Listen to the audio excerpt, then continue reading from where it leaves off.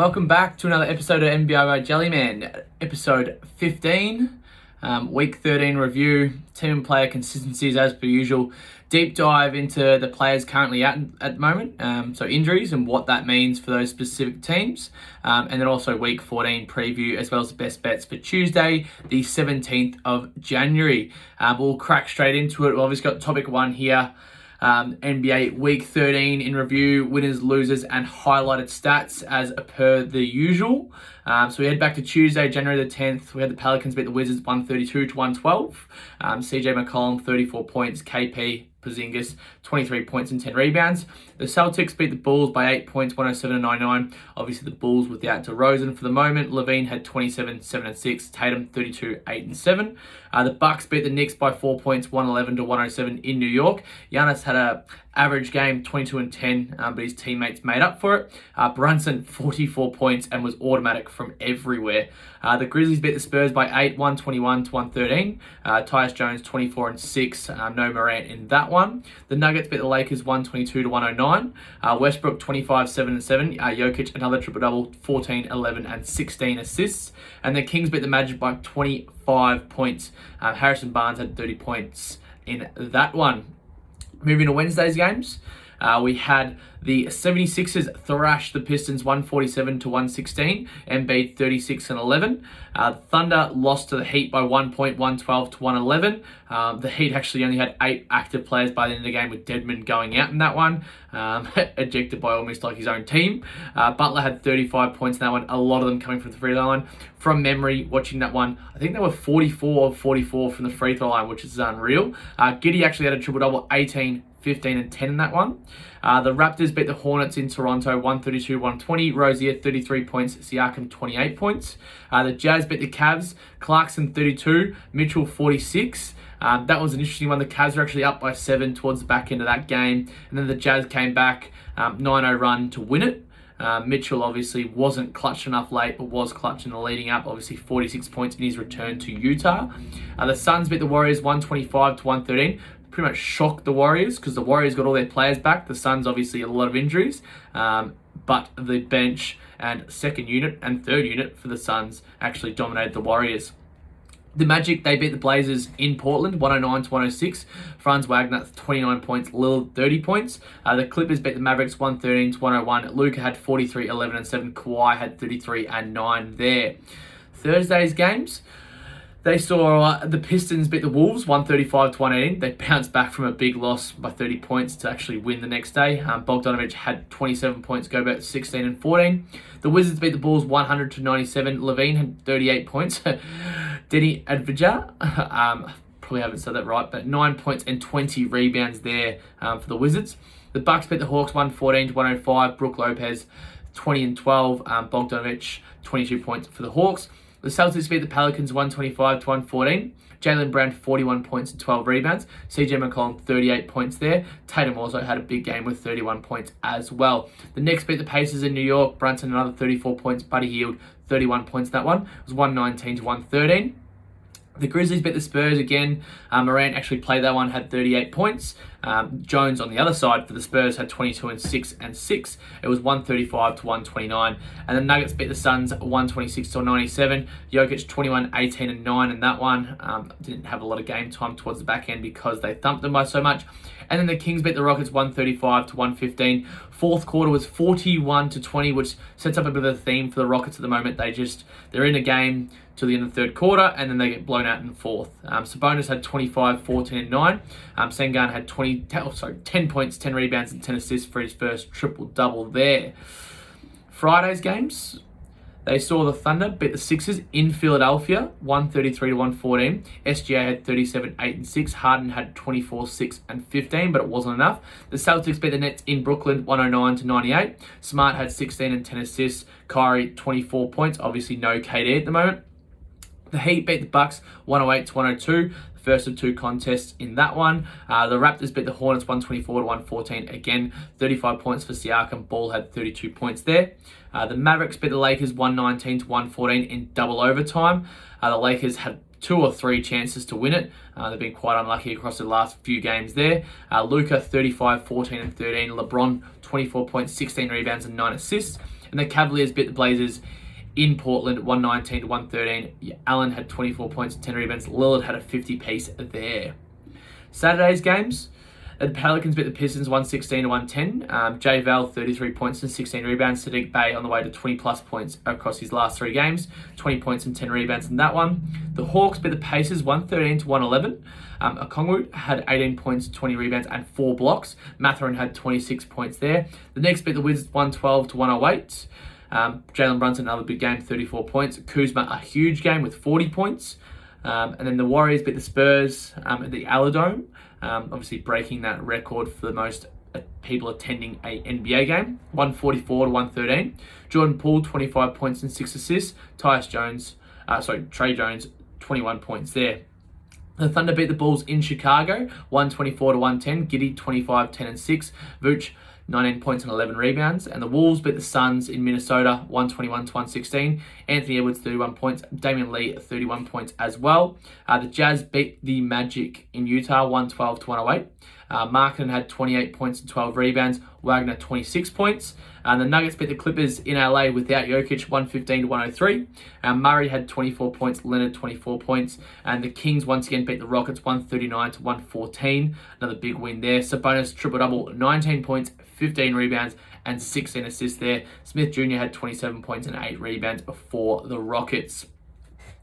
Sunday's games. The Heat once again beat the Bucks 111 to 95. Gabe Vincent shooting well of late with more minutes, 27 points, 5 steals. Celtics beat the Hornets 122 to 106. Tatum, another big game against Charlotte, 33 points, 9 rebounds, 6 assists. Obviously no Jaylen Brown at the moment. LaMelo Ball, another big game as well, 31 points, 7 rebounds, and 9 assists there. The Grizzlies beat the Pacers 130 to 112. Desmond Bane had 25 points there. McConnell without Halliburton at the moment, 11 assists for him. The Hawks beat the Raptors in Toronto, 114 to 103. Trae Young, 29 points, 9 assists. Barnes had 27, 12, and 3 steals. The Wolves beat the Cavs in Minnesota 110 to 102. Edwards, another big game, 26 points.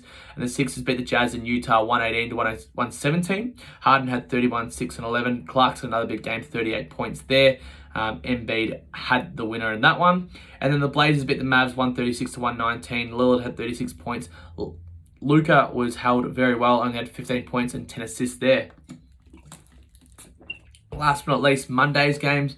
So today's games, when we're shooting this, that is. The Knicks beat the Pistons 117 to 104. Julius Randle, huge, 42 points and 15 rebounds. Ivy, 21 points. The Clippers beat the Rockets 121 to 100. Terrence Mann, 31 points, but also Kawhi had 30 points as well. The Bulls beat the Warriors 132 to 118. Once again, the Warriors unable to defend on the road. Big Vooch, 43 points, 13 rebounds. Klay Thompson, 26 points there.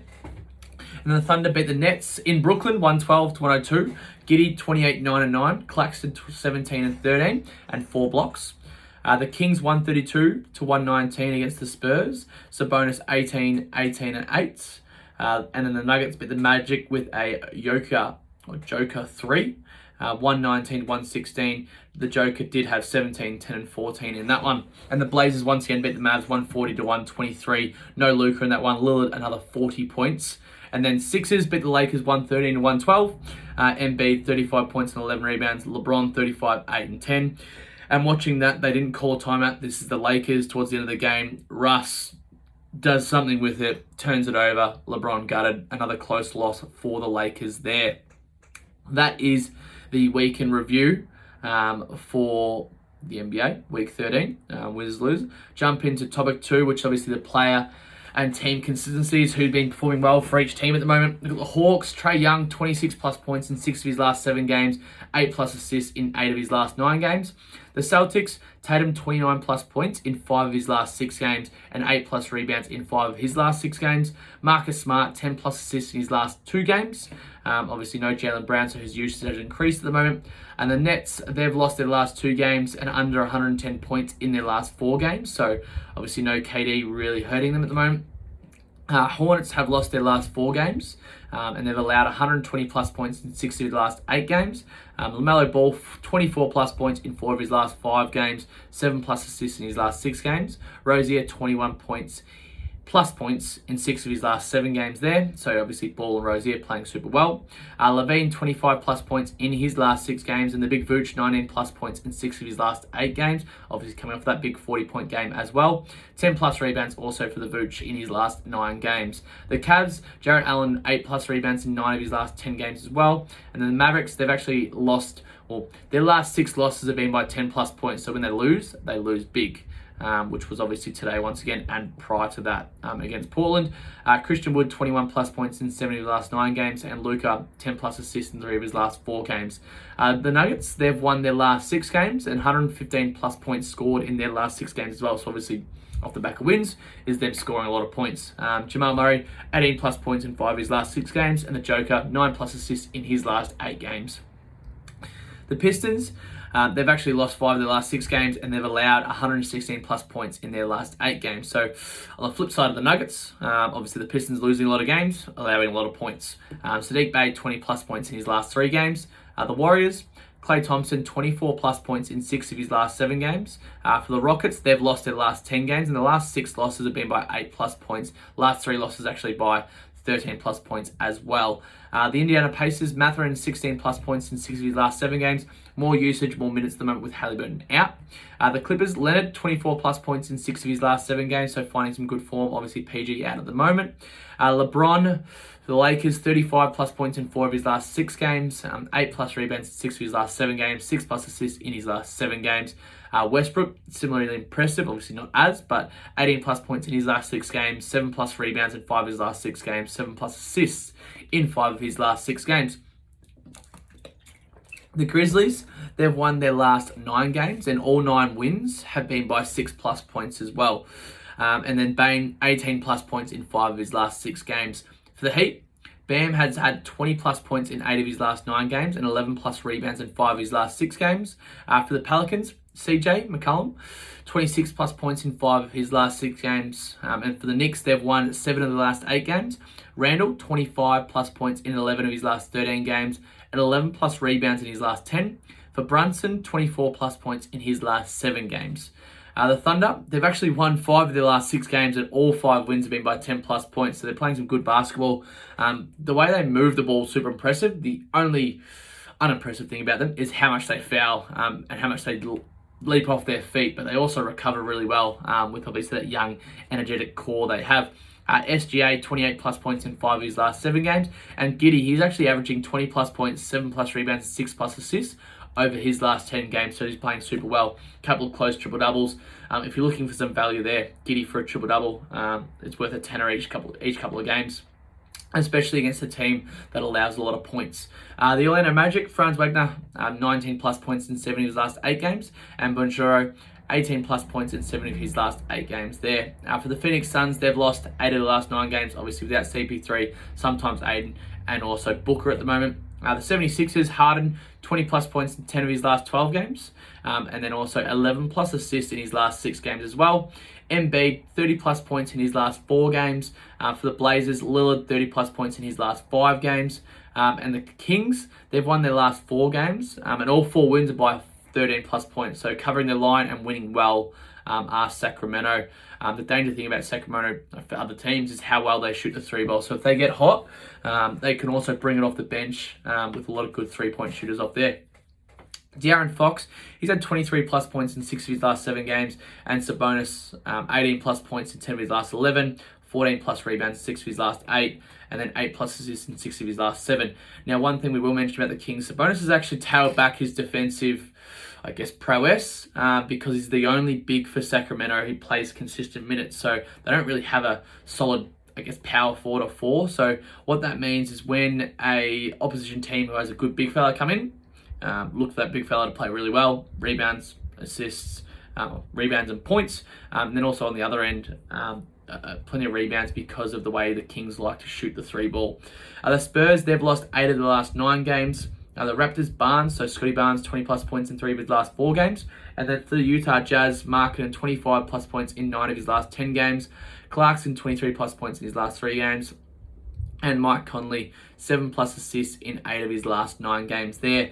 Last but not least, the Washington Wizards, Kuzma, 20 plus points in 4 of his last 5 games. Porzingis, 21 plus points in 7 of his last 8 games.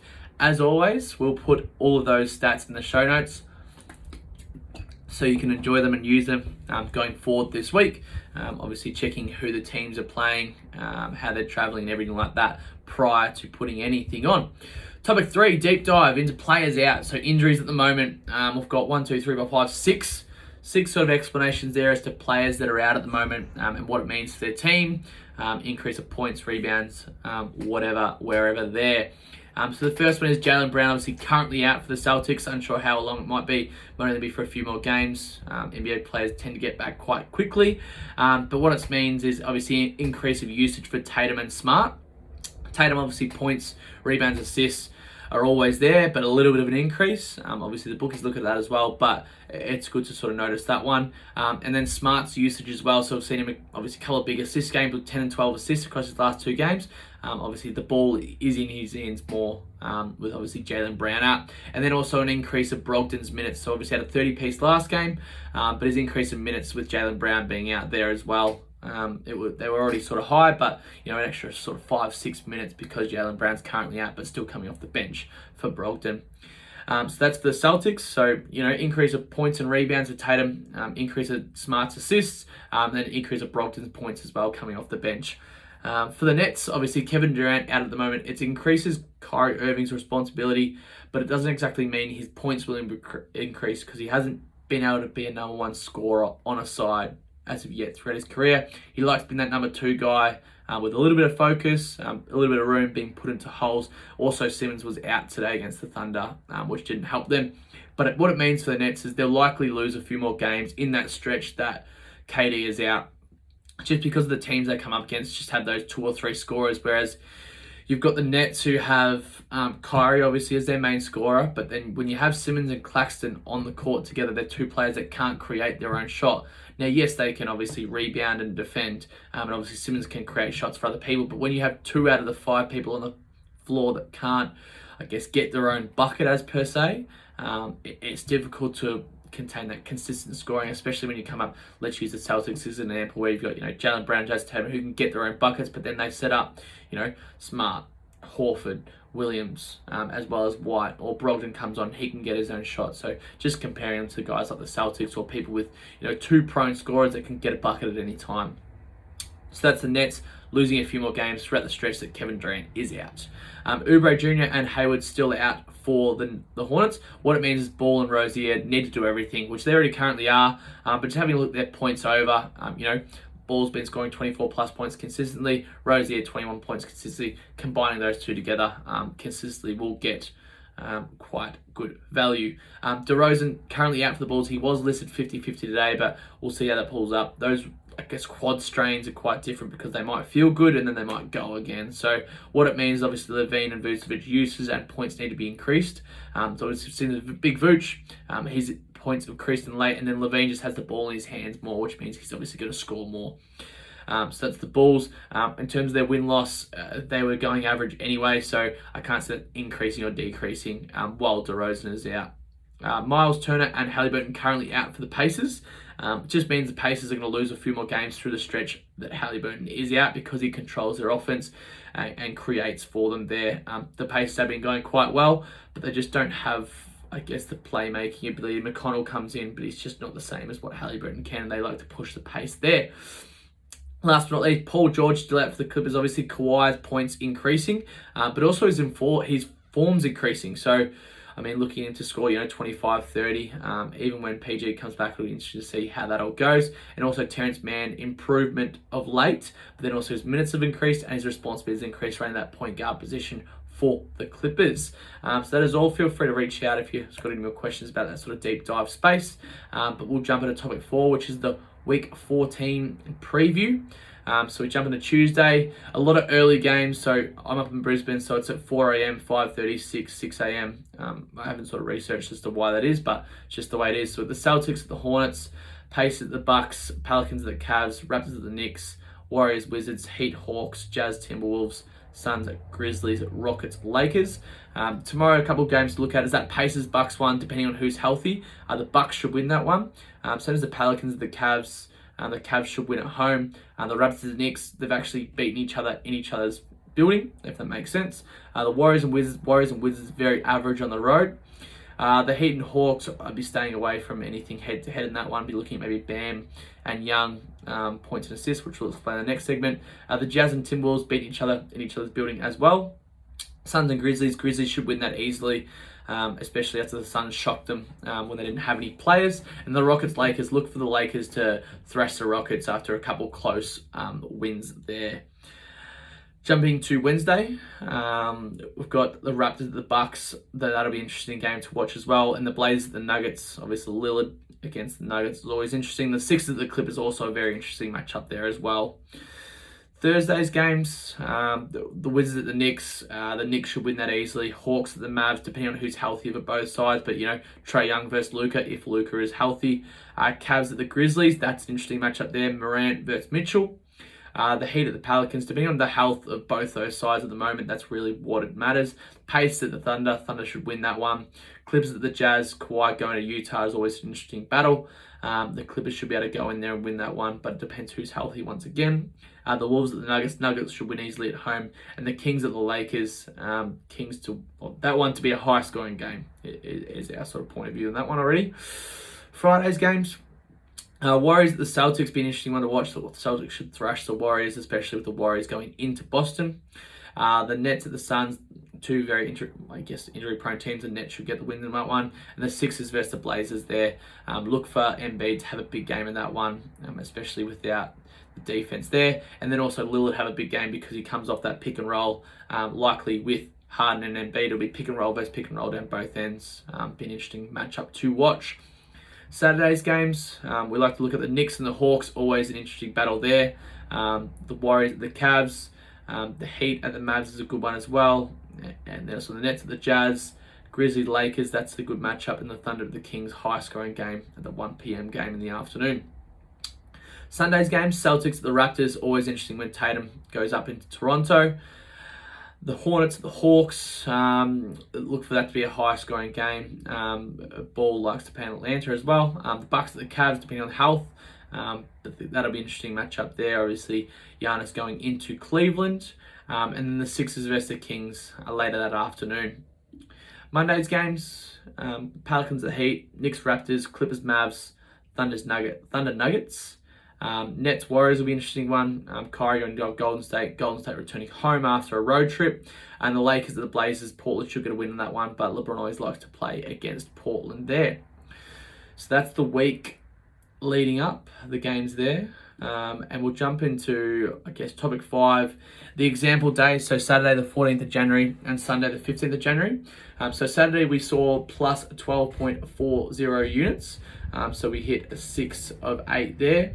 We actually, the OKC Thunder at 252, 2 units against the Bulls. We like the Thunder there because the Bulls had come off an okay win, and then they're still without DeRozan. The Thunder, the way they play, and the Bulls, the way they defend. It was just that perfect matchup to go. The OKC Thunder just had more rest as well coming into Chicago to play them there.